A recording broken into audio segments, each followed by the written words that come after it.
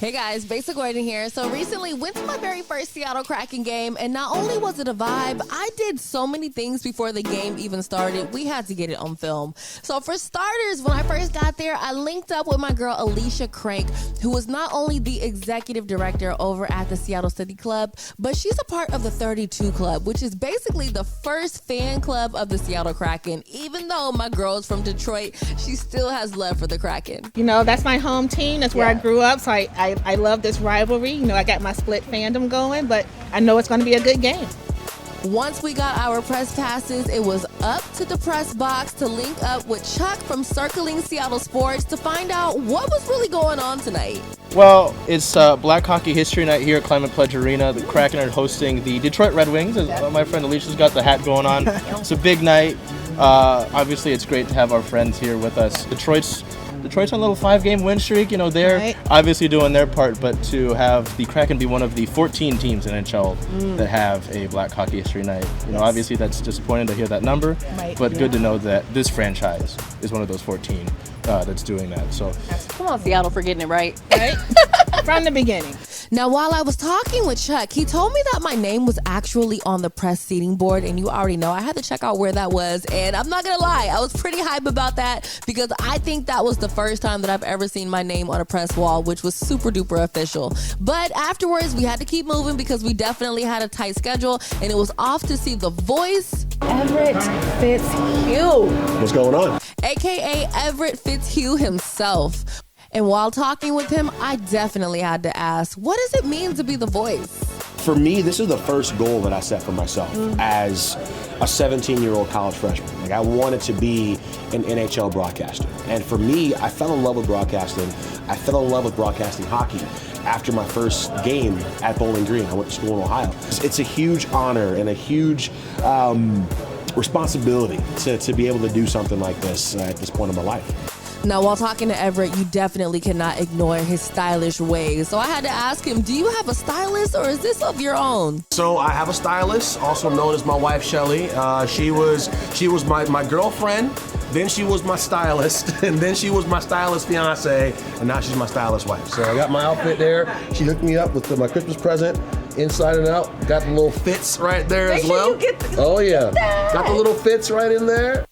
And lastly, being that Everett is the voice, I had to more so ask him, what do you predict the score to be at the end of the game? I'm going to say it's a tight one. Detroit, they are like Seattle. They're about a year and a half ahead of schedule from where a lot of folks thought they would be. But I think we're going to get them 4-2. I'm going to say 4-2. Okay. And my girl Alicia is going to take off that Red Wings hat when I see her next time. I know she's from Detroit. I am too. But I know where my loyalties lie. Right there, all right? Then it was off to the Space Needle Sky Lounge, and I ended up finding some gift bags in there. Turns out, not only was there a hat in there, friend, there was a whole Seattle Kraken jersey in there. So I officially have my first Kraken jersey. Absolutely hype about that and cannot wait to wear it to my next game. While I was in the Sky Lounge, I ran into Eric, who happens to be the Vice President of Government Relations. And of course, I also asked him, what are your predictions of the score tonight? Oh man, that's a tough one. Detroit's a tough 42 Kraken. 42? That's what everyone said. Is that what people said? That just kind of came out of my gut. You know what I'm saying? After getting Eric's predictions for that night's game, I started hearing Eva and Cedric, who happen to be the members of the Black Tones, playing, so you already know I had to check them out. These two are so talented, and believe it or not, that is their mom playing that tambourine. Once they were done, I linked up with my buddy Strawberry, who happens to be the in-arena host, and I had to ask them, what does it mean to be the in-arena host for the Seattle Kraken? So while the game is going on, we're probably setting up our next contest, our next hype moments. Anytime that there's a TV timeout, we'll be, having contests with the crowds. Not just a T-shirt toss, but there's a lot of stuff. We'll actually go on the ice. Yeah. So during intermission, we get to go on the ice, play some games with fans, give out money, give out prizes. Like, keep the energy up. Like, we are the hype team for the hockey team. And of course, I wouldn't have been me if I didn't also ask him what his score prediction was. Ooh, tonight, against Detroit, I'll say 3-2. 3-2 Seattle. It's gonna be close. Everybody's giving them 2 points. Is that right? I talked to Eric and he said 4-2. Okay. Everett said 4-2. You're saying 3-2? Well, they know. I'm just faking it. Everett and Eric, they know. I'm just faking it. So yeah, I'll go with 3-2. I feel confident.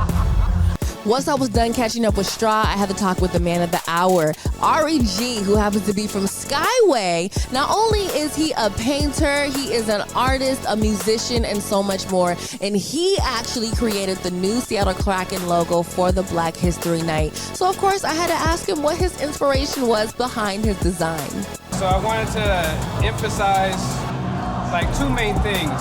One is the mountain, and the other is the sun. Yes. So in the sun, I have that in my artwork because the sun is what unites us all as people. It rises us up. It's the element behind our melanin. It's what gives us our superpowers. You know what I mean? And the mountain is what we see every day coming up in Seattle. You know, that's where we see the ice. You know what I'm saying? So I wanted to have something that was local and something that's international. Now, after catching up with Ari G, it was off to the iHeartMedia suite because I already knew there were going to be not only drinks in there, but sandwiches, salad, and more. Like, there was a full-on spread. Now, while we were in there, I figured I might as well get to know my girl Alicia a little bit more, who is not only the executive director of the Seattle City Club, she is the first African American to do so, and the foundation was created in 1980. She's from Detroit and loves hockey, so of course I had to ask her, how did you end up falling in love with hockey? When you're born and raised in Detroit, you're in hockey town. You know, and I was telling somebody the other day, you know, they're like, well, surprised you're a hockey fan. I'm like, the Red Wings played in downtown Detroit. So did the baseball team. But football and basketball was out in the suburbs. So I got to go to hockey games way more often than I did the Pistons or the Lions. So, you know, it was just a natural thing to become a fan of. So after grabbing a few more snacks from the iHeartRadio suite, checking out the living wall inside of Climate Pledge Arena, the game was about to start. And fun fact, not only was Everett but Eric were both correct when they said that the score would be 4-2. So shout out to the Kraken. Anywho, friend, until next time, make sure that you actually get to the Kraken game a little bit early. That way you can check out all of the things, especially the Space Needle Lounge, because you never know who you're going to run into in there.